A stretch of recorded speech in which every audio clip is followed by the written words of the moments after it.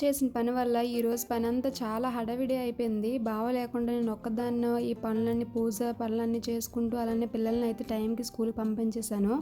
ఎలా పంపించానో ఏంటని నా హడావిడి ఏంటో మీతో అయితే షేర్ చేసుకోవాలనుకుంటున్నాను. ఇది మండే రోజు వ్లాగ్ అనమాట. 6-9 నేనేం చేశాను ఏంటి అనేది ఈ 3 అవర్స్ నేను హాఫ్ అన్ అవర్ షూట్ చేశాను. హాఫ్ అన్ అవర్‌ది కాస్త 10 అవర్స్ ఎడిటింగ్ చేశాను. ప్లీజ్ అండి ఎడిటింగ్ కోసమైనా ఒక్క లైక్ అయితే ఇచ్చుకోండి. వీడియో చూడండి నచ్చితే మాత్రం సబ్స్క్రైబ్ అయితే చేసుకోండి. ముందు రోజైతే బావ బీ షిఫ్ట్ చేసుకొని వచ్చారండి. అదేని 9:30 అయింది వచ్చేటప్పటికే. సరేలే మార్నింగ్ ఎలాగో జనరల్ డ్యూటీ కదా ఆయన ఉంటారు. పిల్లలకి ఏవైనా కావాలంటే హెల్ప్ చేస్తారని అనుకున్నాను. కానీ మార్నింగ్ సడన్‌గా ఫోన్ రావడము ఇంకా ఆయన 6కి వెళ్ళిపోయారనమాట డ్యూటీకి. నేను కూడా 5:30 అలా లేచాను. ఇంకా ఆయన డ్యూటీకి వెళ్తారు అనగానే వాళ్ళకైతే టీ పెట్టేసాను. టీ పెట్టేసి వచ్చేసి ఇంకా నైటే మొత్తం అన్నీ క్లీన్ చేసుకొని పడుకున్నాను అనమాట. అదొక బెనిఫిట్. ఇంకా ఇల్లు కూడా నైటే ఒత్తేద్దాం అనుకున్నాం కానీ పిల్లల వల్ల అస్సలు అవ్వలేదు. అమ్మ పడుకోదా అంటే ఇంకా మార్నింగ్ అయితే ఫాస్ట్గా లేచి ఇల్లు అయితే ఒత్తుకుందాం అని చెప్పి ఇల్లు అయితే మార్నింగే ఒత్తానమాట. 5:30, 6 అయింది. బావ టీ తాగేసి వెళ్ళిపోయిన తర్వాత ఇంక పిల్లలు అయితే లేవలేదు. నేనైతే ఫాస్ట్గా లేచి తుడిచేసి వాళ్ళు పడుకున్న రూమ్ కాకుండా మిగతా రూమ్స్ అన్నీ ఒత్తేసాను అనమాట. ఒత్తేసి స్నానం చేసుకుని వచ్చి ఇంక ఇవన్నీ క్లీన్ చేసే ఉన్నాయి కాబట్టి ఇంక ఫాస్ట్గా ఆల్రెడీ ఒత్తేసుకున్నాను కదా. ఒత్తిన తర్వాత దేవుడి మూల అయితే ముగ్గు పెట్టుకున్న తర్వాత గ్యాస్ స్టవ్ కూడా ముగ్గులు పెట్టేసి ఇంకా నేనైతే మట్టి పాత్రలోనే ఇంక పరమాన్నం వండుదని ముందే ఫిక్స్ అయిపోయాను అనమాట. పప్పు కూడా అందులోనే పెడదాం అనుకున్నాను. బట్ చాలా టైం టేకెన్ కాబట్టి ఇంకా కూరలో అయితే పెట్టేశాను అనమాట. అన్నము పప్పే వండాను. ఇంక కర్రీ అయితే ఏం వండలేదు నేను. పరమాన్నంకి అయితే ఇంకా కుండలోనే వండేస్తున్నాను. ఆ రోజు మా పిల్లలు ఏంటో లేవగానే ఏడుపు స్టార్ట్ చేశారు ఇద్దరును. ఎందుకు ఏడుస్తున్నారో ఏంటో కూడా చెప్పలేదు. నేను ఇంకా షూటింగ్ ఈరోజు పెట్టుకున్నాను. కంపల్సరీగా షూట్ చేయాలని అనుకున్నాను అనమాట.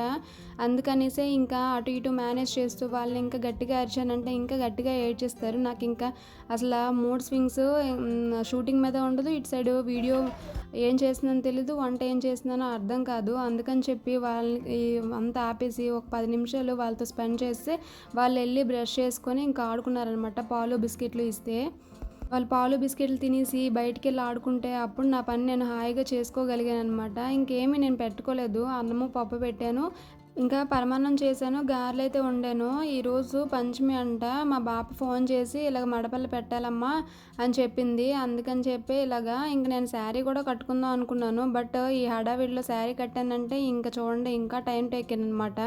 అందుకని చెప్పి నేను ఇంక శారీ కూడా కట్టుకోలేదు.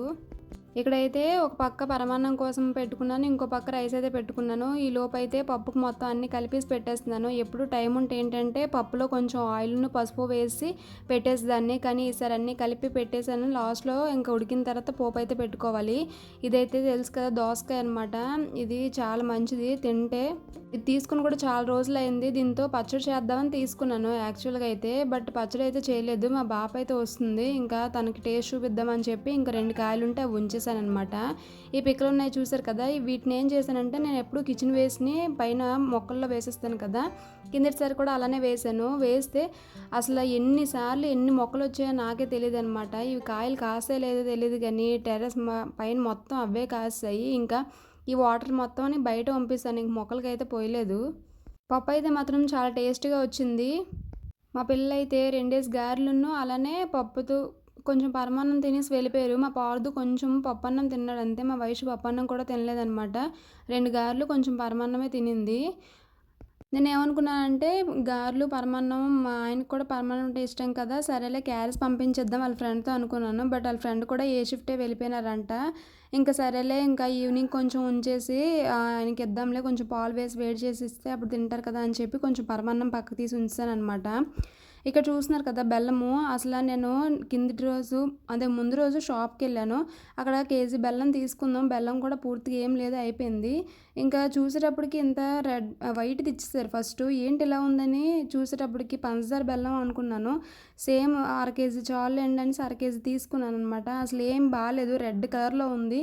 పరమాన్నం మొత్తం రెడ్ కలర్లోనే ఉంది. ఇది ఏ బెల్లమో ఏంటి నాకైతే అర్థం కాలేదు.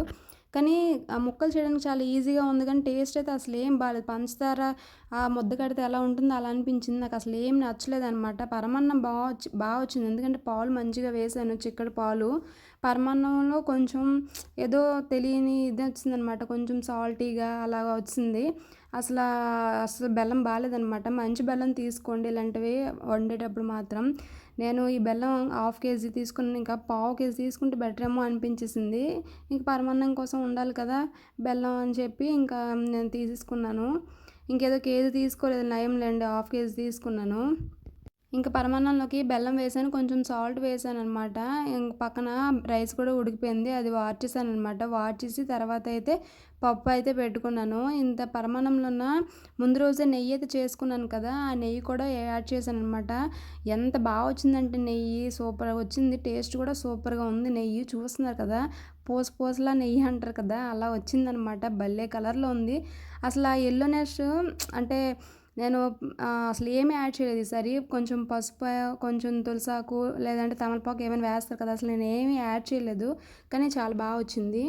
ఇంకా ఈ గారెలు కూడా నేను ఎక్స్పెక్ట్ చేయలేదు. ఓన్లీ పప్పన్నమును కొంచెం పరమాన్నమే చేద్దాం అనుకున్నాను. బట్ ముందు రోజు నేను మినపొడియాలు పెట్టుకున్నాను కదా, ఒడియాలు ఆల్రెడీ వీడియో చూసే ఉంటారు, షార్ట్ వీడియో. ఆ మినపొడియాలు పెట్టుకున్నప్పుడే నేను కొంచెం రుబ్బైతే ఉంచాను. నెక్స్ట్ రోజు ఈవినింగ్ అయినా ఎప్పుడైనా గారెలు వేసుకోవచ్చు కదా అని చెప్పి. బట్ నెక్స్ట్ రోజు ఇలా ఉండడం వల్ల సరేలే దేవుడికి ప్రసాదం పెట్టినట్టు ఉంటుంది, పిల్లలకి తిన్నట్టు ఉంటుంది కదా అని చెప్పి మార్నింగ్ అయితే చేసేసాను. ఒక మనిషికి 2 గారెలాగా వచ్చాయన్నమాట. కొంచెం పప్పే కదా, స్నాక్స్ కోసం అని చెప్పాను, ఇలా వచ్చింది. దేవుడికి ఇంకో నైవేద్యం ఎక్స్ట్రా యాడ్ అయింది అనుకోవచ్చు. ఇది అన్ఎక్స్పెక్టెడ్గా చేశాను అనమాట.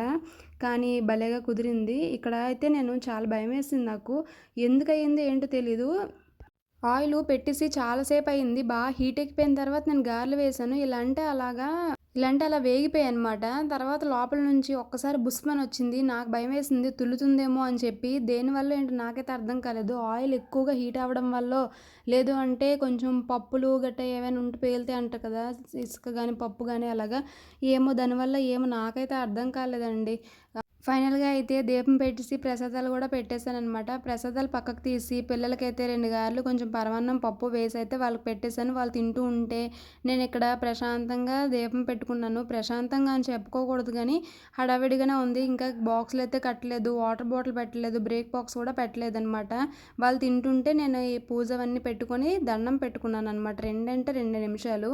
తర్వాత ఇంక మా వయసు పాపకి జడలు వేసి ఇంకా break box, lunch box, water bottle అవన్నీ పెట్టేసి ఇంక నేనైతే మా ఆయన కూడా లేరు కదా, నేనే ఇంక డ్రాప్ చేయడానికి వెళ్ళాలి. పూజ చేసుకున్నానే కానీ అసలు 2 నిమిషాలు కూడా దేవుడికి ప్రశాంతంగా దండం పెట్టుకోలేదు. నాకైతే అసలు ఈరోజు ఇంత ప్రసాదాలు చేసుకొని ఇంత మంచిగా దేవుడిని నమస్కారం చేయడానికి కూడా టైం లేదనిపించి ఇంకా వీళ్ళని డ్రాప్ చేసి వచ్చిన తర్వాత అయితే విష్ణు సహస్రనామాలు ఉంటాయి కదా, హాఫ్ అన్ అవర్ ఉంటుందన్నమాట.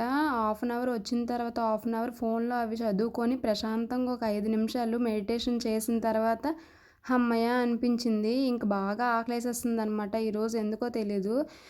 వాళ్ళు స్కూల్కి 8కి వెళ్తారు. ఇంకా విష్ణు సహస్రనామాలు అవన్నీ చదువుకొని మెడిటేషన్ కొంచెంసేపు చేసుకొని అయిన తర్వాత పావుతొక్క 9 అయింది. అప్పుడు ప్రశాంతంగా కూర్చొని తింటున్నాను అనమాట. మీరు అనుకోవచ్చు, ఏంటక్క పిల్లలందరూ వెళ్ళిపోయిన తర్వాత హాయిగా ప్రశాంతంగా కూర్చొని అప్పుడు దీపారాధన చేసుకోవచ్చు కదా అని చెప్పి. నేను మార్నింగే దీపారాధన చేయకపోతే అసలు ఎప్పుడు చేసినా సరే నాకు అసలు సాటిస్ఫాక్షనే ఉండదు. అందుకే దీపారాధన ముందే చేసేసాను. తర్వాత విష్ణు సహస్రనామాలు కూర్చొని చదువుకున్నాను కదా, ఇప్పుడు సాటిస్ఫాక్షన్గా ఉంది. వీడియో ఎలా అనిపించింది?